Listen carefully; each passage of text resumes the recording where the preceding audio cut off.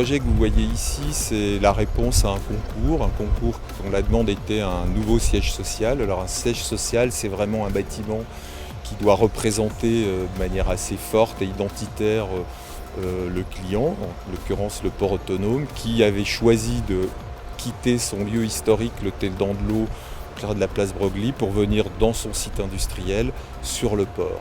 Et c'est autour de ces questions évidemment qu'on a travaillé et réfléchi à ce projet.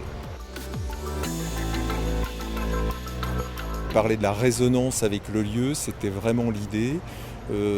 Cela dit, on n'avait pas l'idée d'une image du bâtiment au départ, c'est un processus de conception. L'autre aspect, c'était de penser à ce pourquoi il est fait, c'est-à-dire être aussi pour les gens qui vont y travailler et de constituer une entité de travail dans un lieu. Et tout le jeu de ce projet, c'est d'être dans ce rapport entre habiter à l'intérieur, travailler à l'intérieur et être en résonance et en vue sur son territoire. L'idée évidemment, c'est que quand on passera dans le quartier, sur la rue, etc., on voit ce bâtiment, c'est un bâtiment signal. Il n'était pas très grand par son échelle, mais on voulait qu'il ait une vraie présence.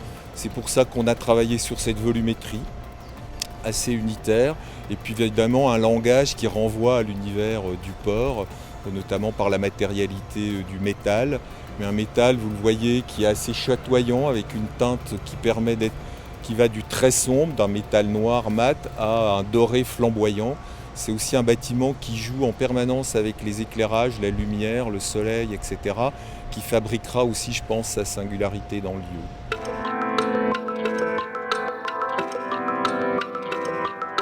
L'idée du projet, c'était, quand on réfléchit à des espaces de travail, à des bureaux aujourd'hui, c'est évidemment de se poser la question entre le collectif et l'individuel.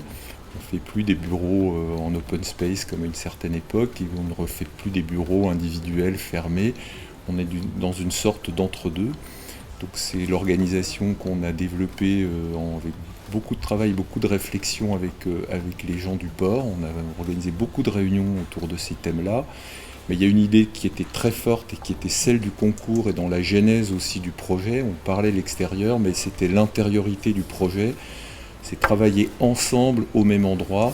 Et cette idée, c'est le grand atrium que vous voyez et qui permet depuis chaque bureau, de chaque étage, se sentir ensemble, se croiser autour d'un grand espace central qui fabrique finalement l'identité et l'unité et l'idée du travailler ensemble dans un lieu.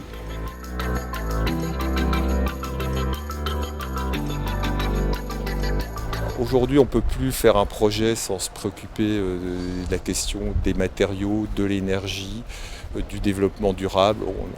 On en parle beaucoup. Ici, il y a une vraie démarche qui a été engagée sur des économies d'énergie extrêmement exigeantes, sur le confort acoustique, sur le confort thermique. Donc un bâtiment qui, de ce point de vue-là, atteint des très bons objectifs et très exigeant. Ça a été aussi une demande.